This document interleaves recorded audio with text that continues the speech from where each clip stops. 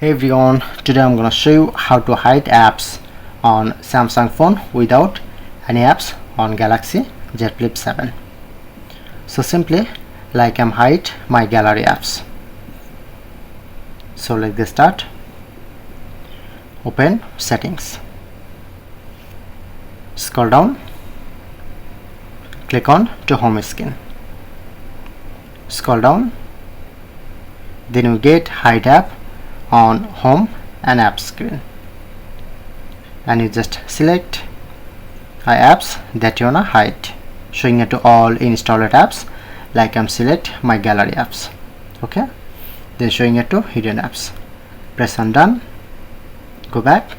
So look at now, hide my gallery apps from here,